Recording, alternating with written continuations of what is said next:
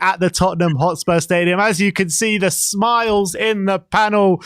Ricky, this is probably the happiest I've ever seen you. Boys, I've been slept for about 15 hours. I've actually not slept. I've done last one on Spurs. I'm doing WeAreTottenhamTV, and I've not slept yet. Oh my god! You don't need to sleep after a win like that. I know. Normally, I can't wait to go to bed after watching Tottenham. Now I can't. Now I'm staying up. No, honestly, I think you boys know, and Macca knows how important the cups are to me. I put them on par with Arsenal home and away, Chelsea home and away. So, in a very, very good mood. I've got to say, look, I said it on last one on Spurs that I've given Ange, some stick. I think it's fair to say since his appointment, I've held him really to account as Macca's trying to keep a straight face there. But look, absolute credit to Ange Postecoglou for the lineup he selected. I said it as soon as that lineup came out.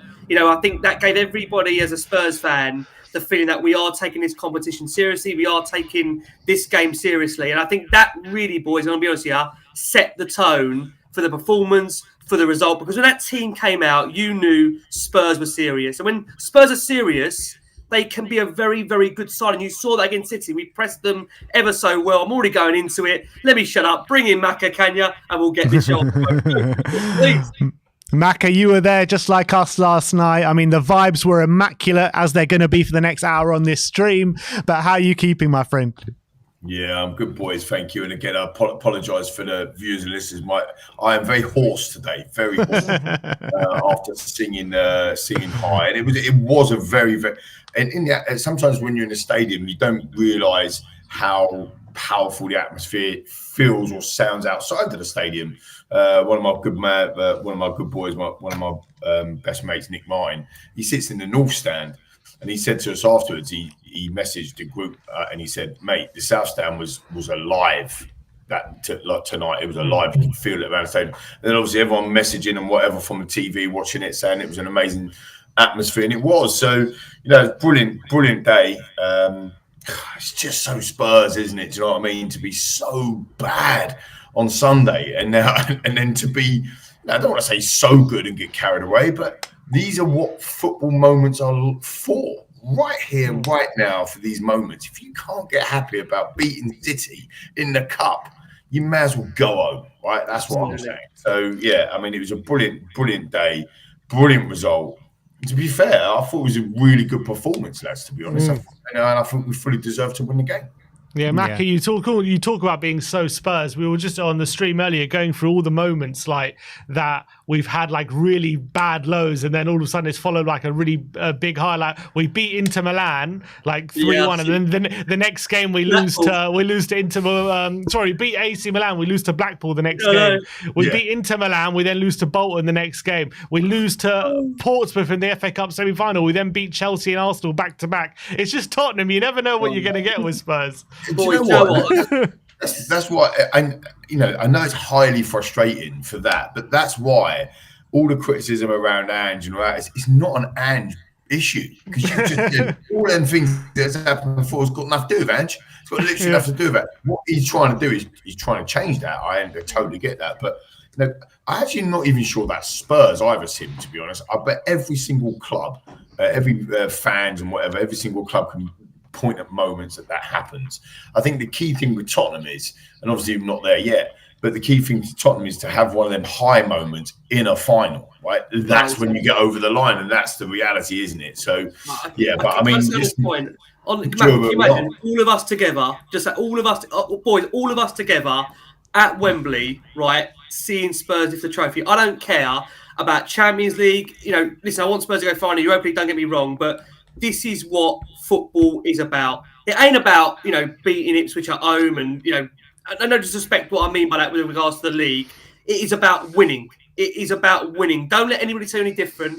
Football is about winning. And that's why, for me, look, I'll be honest with you, I find it sometimes very hard to get up for some league games, which might sound crazy to some people, but the cup games are what hurt me most and hit me hard. And it takes me weeks and weeks and months sometimes to recover because of the nature of that. I know for Spurs... Don't have to worry about that now, Rick, do you? Because we just beat City. Well, let me worry about it in December. But you know what I'm saying, boys? I mean, look, listen, you saw the atmosphere there last night and the fans at the end of the game. Ange Postecoglou, I'm sure, looked around and thought, right, I get it. I totally get it and I understand these fans have waited so long to win that they are desperate and they're craving for success. And to be fair, Ange's only been here for just over a year or so. We've had 16 years of waiting and waiting and waiting for something. Give us anything. And look, I say we should be happy. We've got to be happy. Like Macca said, if you can't get excited after last night, God, what are we doing here? What's the point of this? 100%. Look, obviously it was a really good night last night, right? But there's a bit of a narrative from the haters being like, oh, why are you so happy? You just beat a Man City C team, D team, all this kind of stuff. And I'm looking at the team, right? You got Phil Foden up top, Josko Gvardiol, Kovacic coming on at half-time, a back four, which, you know, could easily start any game for Man City in the Premier League. You're looking at the average age of the squad, right? We've actually got a younger average age of squad than Man City that turned up yesterday. So I'm looking at this narrative and I'm like, you lot are just haters, man. You just don't like to see Tottenham do well. That's all it is. And we beat a very good Man City team last year, albeit, yeah, it was a weakened team. They had the choice to bring on Haaland. They didn't do that. I'm looking at this win in comparison to maybe Ange's big wins as a Spurs manager to date. So you go back to the Liverpool game. Obviously, they had 2 men sent off that day. Villa 4-0 away.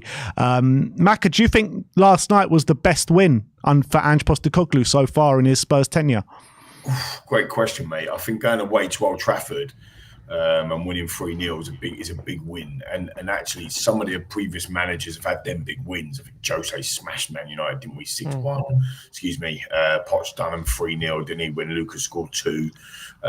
So we've had some big wins up Old Trafford. And I think with Man City, I mean, Nuno done them. Do you know what I mean? Like, fair play to Nuno, by the way, and he's doing really well. I think he's about to win. Mac, every Spurs manager beats Man City. That was my point. That's my point. Is, hang on a minute. Everyone beats Man City. Right, that's it. What's next, boys? Yeah, I do.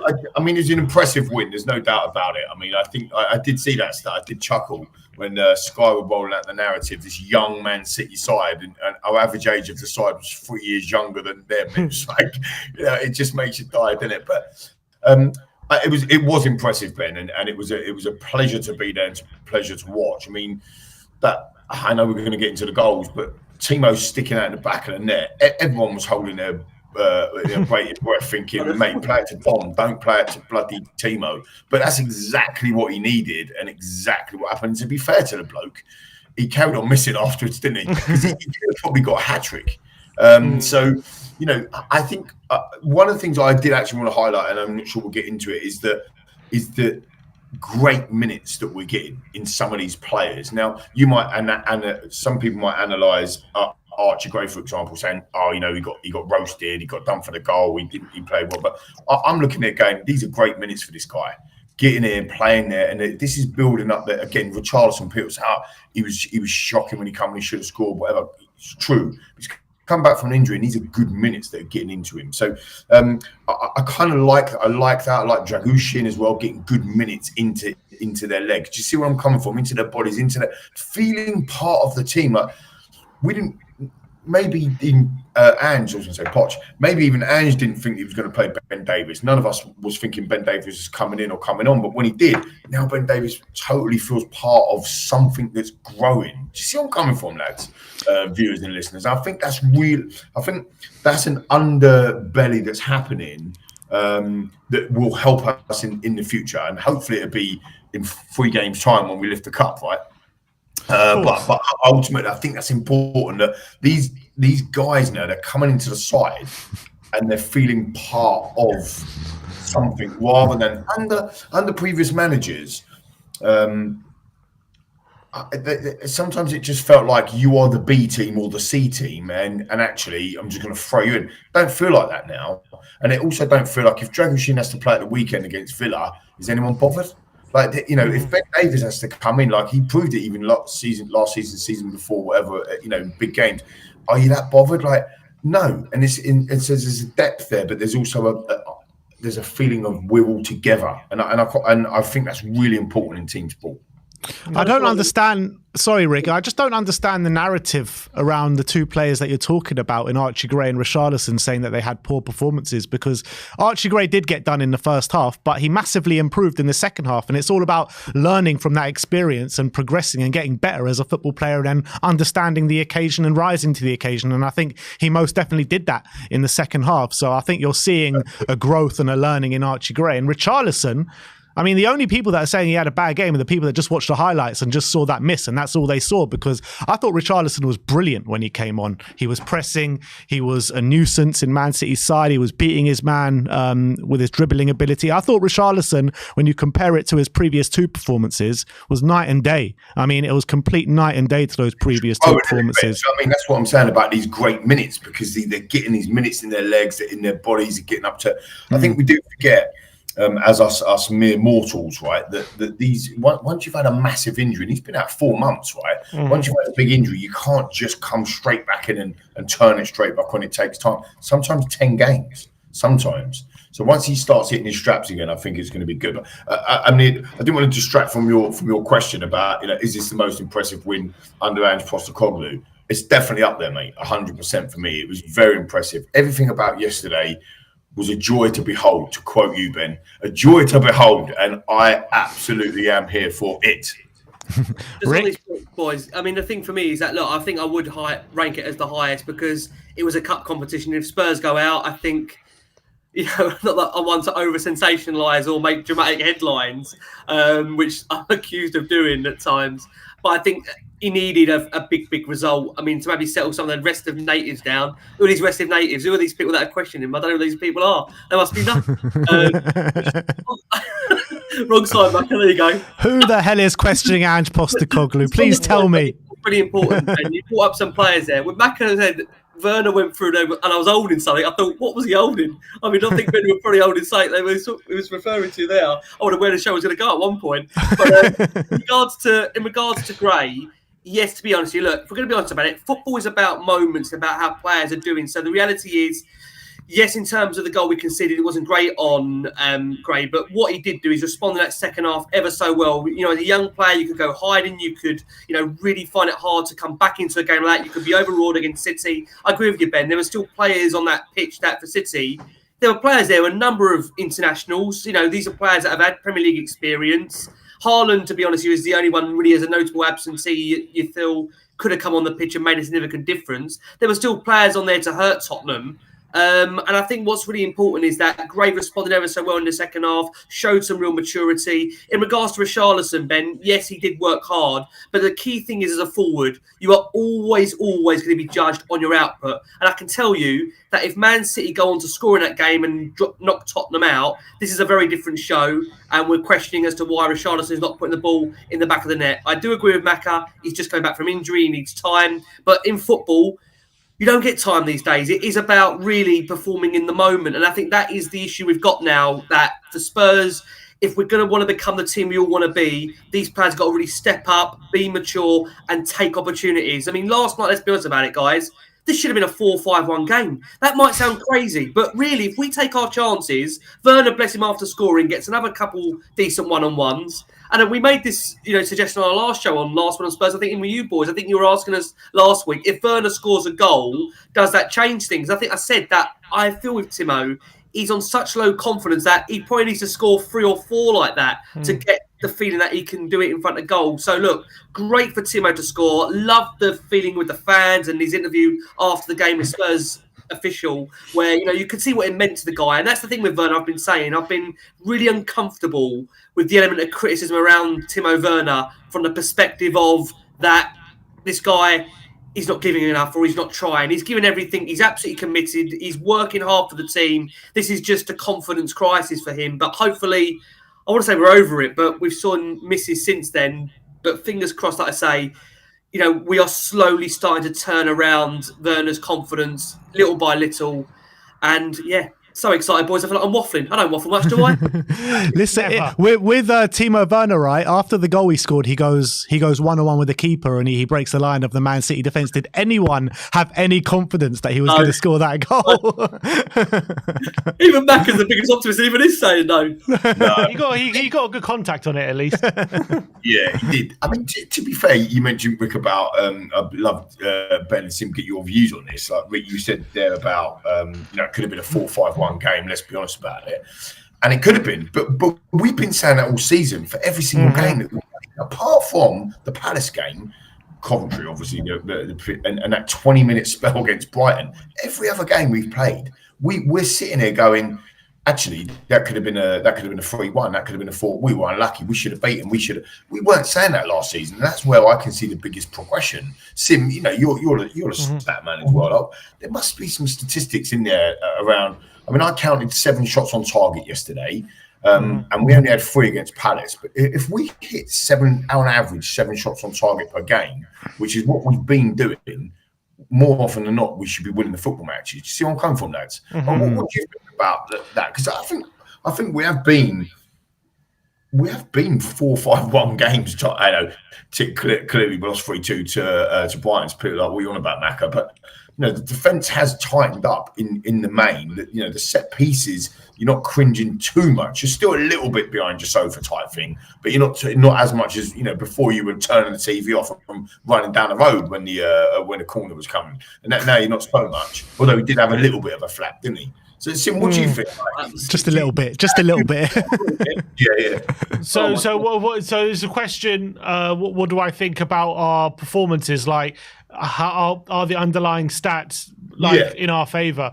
I mean, we've done videos on it. They definitely are. I mean, yesterday, I think the XG yesterday was a bit in Man City's favour, but a lot of it was to do with the shot cleared off the line late on, which obviously Man City should have scored. But if you're looking at this season, in the Premier League so far, like shots on target, we're second in the league. Only Man City have more. Like shots on target against, I think we concede the 4th least. When you look at XG, like in terms of the quality of chances we're creating, we're where is it? XG.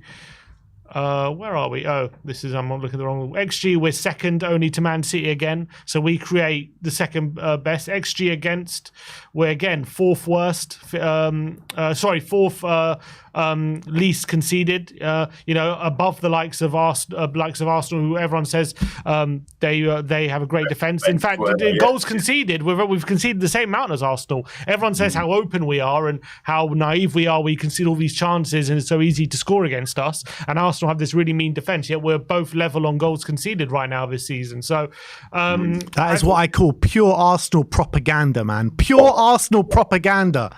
That is all you hear from these fans. They are insufferable, I think for me, for sure, I'm happy with the direction we're going. And I think the underlying stats are very much in our favour. The away form is where that's let us down, and the away results have not been good enough. We've lost 3: Newcastle, Palace, and Brighton. Obviously, Brighton we had the game in our hands, chucked it away. Palace we didn't turn up. Newcastle should have won that game, and one lapse in concentration meant we lost. And we obviously drew to Leicester as well, which should never have happened. So, I think the stats are definitely stronger at home than they are away from home, but I still think the results are not as good as our performances have been away from home. But there's still a concern that we do seem a bit weak. We do seem a bit, I guess for a better word, a bit Spursy away from home, where we're just easy to get at. We're not as aggressive as we are at home. Maybe, I don't know if it's a mentality thing, a confidence thing, when we've got the home crowd behind us and we've got them cheering us on, and we can maintain that intensity a bit more than away from home, where teams come at you a bit more and they're a bit aggressive because they're at home. So I think that's something we'll have to deal with. But we're 9 games in. People act like if we're bad away from home now, that's going to happen throughout the rest of the season. I know if you extrapolate in the last 11 months or so, the away form is worrying, and that's something Ange has got to improve. But if I'm just isolating this season and last season, I definitely think away performances, if anything, have definitely improved. It's where you draw that line, isn't it, Sim? Go on, Mike, sorry. Yeah, sorry. I was going to say, just I mean, it's fascinating to hear that, and I think that it is there. The other key thing about the away form, you bring up a good point. I'm just wondering, when you look at that performance yesterday, obviously we were at home, but we're against the great City. Of course, you look at some of the underlying numbers, 80 accurate passes for theirs was 90%. I think they had 600 odd passes. We only had like 300. But so they had so much more of the ball. I think it was 60. Yeah, we won in a different way yesterday. What I'm trying to, I suppose, say is we were almost playing like the away team, and maybe we learn that when we're actually away. I think it was quite obvious that we dropped probably 10 yards, maybe even 15 yards deeper than what we normally do. And I thought it was quite interesting as well, listening to Decky talk in his one of his post-match interviews, when he talked about what the manager said at half time is don't drop any deeper, push up further and do some pressing. But actually that kind of 10 yards or so probably helped us a little bit in terms of that defensive, I don't know, solidity. I want to say that because we got that label now, haven't we? Where we're just, I was with Jason last night, one of our own from last from the Spurs. And he was saying, once you've got a label, it's very difficult to shake it. And that label is the high line. It's a nightmare. But we wasn't high line FC yesterday, was we? Do you know what I mean? I suppose that's the point. We have tweaked stuff this year. We have changed stuff. He has made some adaptations, and they seem to be putting us in the right direction. Yeah, but I don't think we get enough credit as well yesterday. We ended the game, majority of the second half, with a back four of Dragoshin, Davis, Gray, and Udogie. Like, that's not exactly a back four you would like to trust in a game going in against a top side like Man City, regardless of what players so they you're got. Saying it was actually a Tottenham C team and not a Man City C team. We did a comparison to the 11s of the weekend. I think we made 5 changes and Man City made 6. It's not like we had our complete first 11 out there and whatnot. I don't know whether that's a testament to the improvement in our squad or whatnot, that we can make that many changes and people still call it our first team. But I think I don't think we get enough credit for that. We also heavily rotated. Maddison didn't get on the pitch yesterday. Yeah. We still had Sod out, who obviously hasn't played. I mean, obviously Odebear's still a youngster, but he wasn't involved at all yesterday. Sars doesn't exactly start every game, albeit he's a great player. Bentancur was on the bench on the weekend for Basuma. So, Gray, obviously Porro didn't play. Archie Gray played 90 minutes, who's an 18-year-old kid, by the way. So, we also made a lot of changes, and we also played, a team that was a bit of mix and match, and yet we deserved the victory, much the better team. So I think that deserves a lot more credit than it's getting. Yeah, it's a great testament. Go on, Rick. I was worried at one point over Vicario was trying to voluntarily leave the pitch towards the end there, decided to get Fraser Forster in place of him. I don't know where he was going at that point. Yeah, I've watched that 10 times. I still don't know what he's doing. I could definitely tell Baka was definitely on the beers last night and was out late, because I saw him put up a post at 1:40 in the morning going, Vicario, he's my number one. And I thought, what are you doing, son? Go to bed.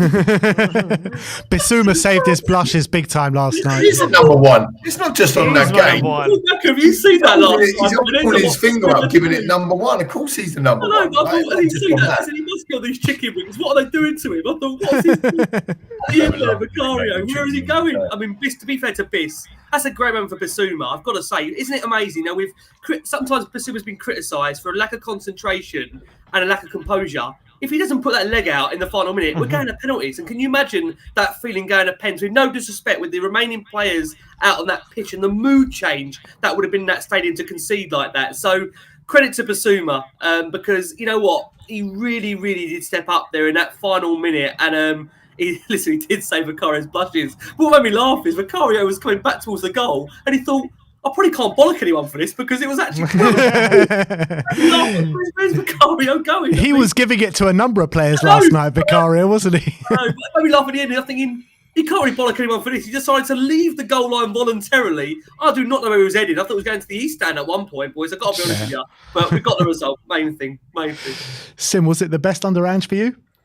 I think in the context surrounding the fact that we all very much value cup competitions, it is still a very good Man City side. Wherever anyone wants to say, only really O'Reilly is a proper youngster. Even McAtee, he's like 22. He's not exactly a teenager who's got Premier League experience. So the rest of the team was still pretty strong. I know they didn't have Haaland, but this is a team that's won leagues playing a false nine before, let alone games. So I don't think like just because they didn't have Haaland means that they're easily beatable all of a sudden. So I think for me, the way we played, the way we deserved the victory, also the adversity we had to go through in game, injuries to Van der Ven, Romero going off early in the second half, to put in the performance that we did, I think we can be very, very proud. And I think for sure, I think it's probably the best win. I think it's probably the best team we've beaten in terms of the context of everything. I know we won 3-0 at Old Trafford, but that was a Ten Hag team on his last legs. Obviously, we beat Villa last season at Villa Park 4-0. That was a great win, but obviously, I guess they were down to 10 men for quite a bit of the game, but obviously we did win 4-0. We beat Liverpool, but that was with 9 men. So I think when it comes to all the big wins that we've had under Ange, we actually haven't had too many wins against top teams, to be honest. But I think when it comes to it, I think that probably was the best one. And I think that was the most enjoyable one. And I think we also showed a different side of ourselves, a side that we are able to sit in deep, we are able to fight for the right to play our football. And but for all the sitting we did, what I loved about yesterday is like when you see other teams, sometimes they sit in deep and they're just defending for their lives. But then the reason why they get caught, the reason why people don't like it is because they don't offer a threat going the other way. They don't do anything. Yet whenever we got the ball, we were getting in behind City. We were offering that threat. We were creating chances. So we weren't just sitting deep just to defend. We were sitting deep with a purpose that when we get the ball, we knew what we were doing with it. And if anyone was going to score another goal, it was probably going to be Spurs with the chances we had. That point there about playing the football and sitting deep. When we scored, when Werner put that back in there, what was it on 5 minutes? I swear to you, I don't know who they are because crowd changes, done it for different cup games and whatever in my seat. So to the right of me, diagonally behind me, all I heard was this woman going, "Clear it, boot it, get it out!" I swear they were going mad, right? Yeah. And this was like on minute 3. This is when we're passing. That's my AI robot model, female version. I think. Obviously they don't. They get it out. It's a brilliant, well worked move. Excuse me, get it all the way out. Obviously, Brennan Johnson back it, or Kulusevski, phenomenal ball in with his right foot, by the way, not his left foot. And Werner finishes, excuse me, like he should do. I think I've got the Ange cough. And I turned to my mate Coles and just said, we're going mad, everyone's going mad, whatever. When it all calmed down, I said, can you imagine if the players took that lady's advice and booted it, we don't score that goal. And this is what I'm trying to get people to understand.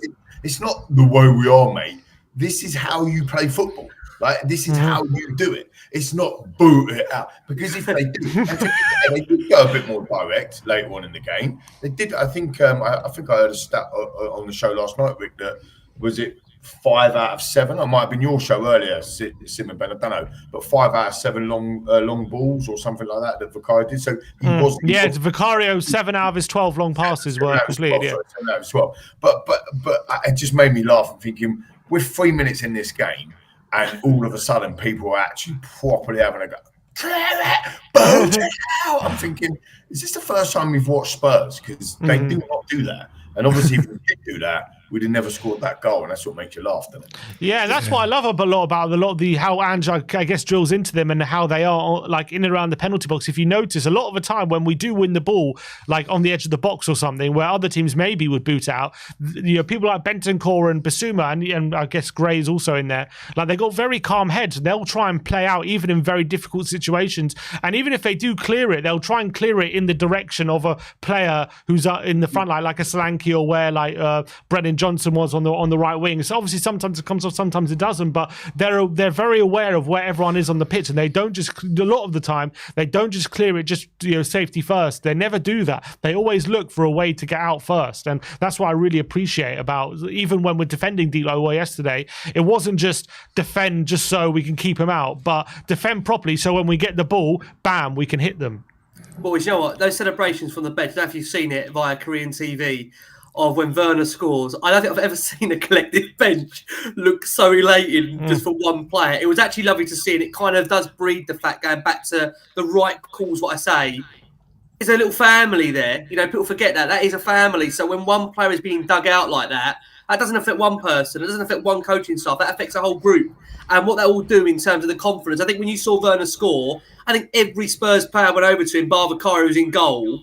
They acknowledged that in that moment, that meant so much to him. And it was just so lovely to see that from the bench and the way that was constructed. I mean, funny thing with Ange is he gets accused of obviously not being very much animated on the bench. Even he gave a fist pump, you know, which is quite a big thing for Ange to give a fist pump.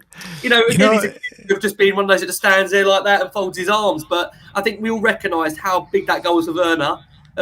Obviously, we knew what was to come after that, but I mean, look, it set us on our way. The crowd, can I just say one thing? The crowd were absolutely magnificent. They were, last night, you know, these games under the lights, McAnair, bless his heart, and the boys, of course, as well. But there's something about, no disrespect, the night games at under the lights. You know, you boys will remember, of course, White Hart Lane under the lights. There's something very special about playing under the lights and really getting amongst the teams. And to be fair, those atmospheres like that, I go back to, obviously, the 3-0 under Arsenal with 3-0 against Arsenal with Conte in charge.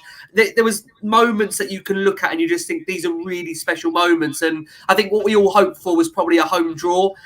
Listen, I'll be interested to get your boys' thoughts on it about, obviously, United to come in the next round, because I think as long as you said to me you're going to be at home, I do fancy our chances. And that's, again, going back to the away from that we've touched upon. Don't want to bring a negative spin on the show, but ultimately we should, at home, back ourselves, because the crowd are magnificent and they are that 12th man. I mean, Ange did it last season, that they actually, you know, at times physically push the ball into the opposition's net. That's how powerful that home crowd are. And we have to make the most of it. We really, really do. So, you know, just 10 out of 10s all round. Crowd, you know, players, manager, coaching staff. When you get it right, you have to know you got it right. And, you know, everybody to a T done their job last night. So full credit to everybody. Like Lee said at the start of the show, if you cannot be happy on the back of that, I don't care if you're playing Man City's little team. I don't really care if it's the little version of Man City. We beat a Man City. Just enjoy it. God, enjoy it. Otherwise, what's the point?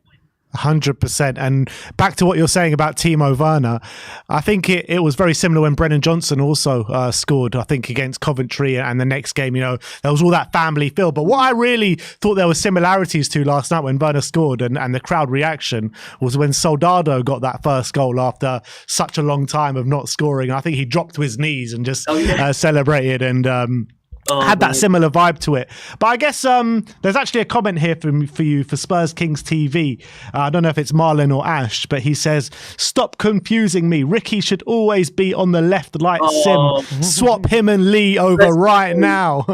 Yeah, bless the boys. Yeah, big up Spurs Kings TV, big top boys. I'm used to always being right, boys, so I don't really mind being on the right. I'm used to always being right. So, yeah, we got a super chat as well from